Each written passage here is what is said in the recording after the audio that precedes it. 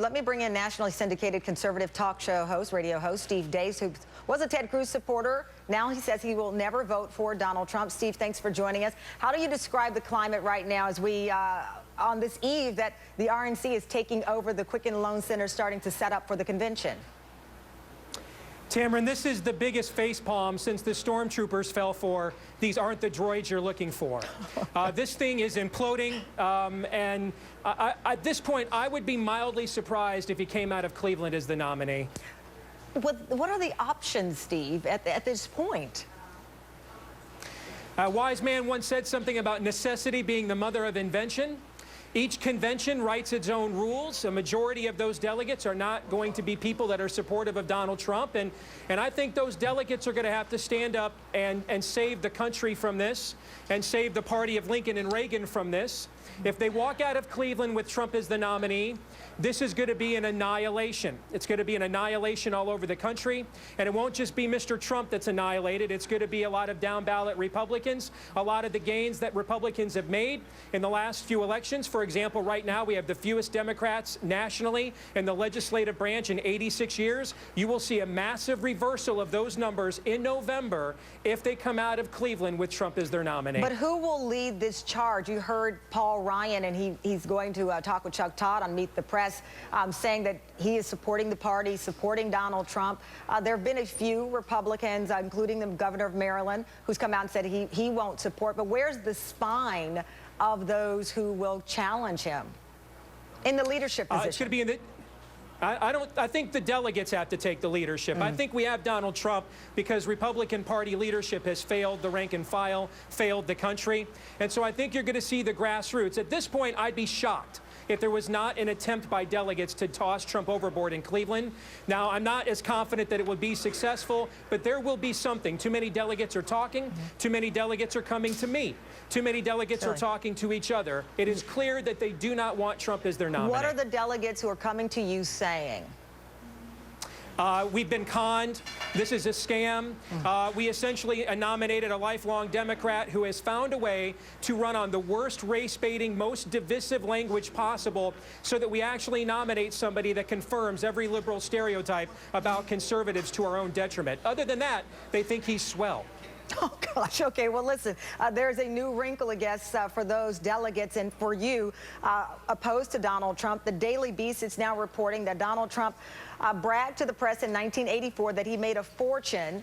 His tax return said he made zero income. It was a big year for him at the time. He was celebrating the opening of his Trump Tower, closing a casino hotel deal in Atlantic City that was booming at the time. He was angling to topple the NFL with of course, the U.S. Football League, the Generals that he was part of, and he put himself at nearly a daily figure in the New York News and the gossip pages. So he was the man about town in '84, bragging about his income, but his tax return said he made zero. I think that, you know, if you're going to be a conservative that's going to ask Barack Obama, where's the birth certificate? Where are your college records? And the sorts of questions that were asked about his transparency or lack thereof, as the case may be 8 years ago. You have a real credibility problem if you stand up and now say, I'm going to vote for a guy who won't release his records, won't release his financial records, won't tell us how wealthy he really is, what he's done with that wealth. And I think that's the biggest problem, Tamron, with the Trump candidacy all along.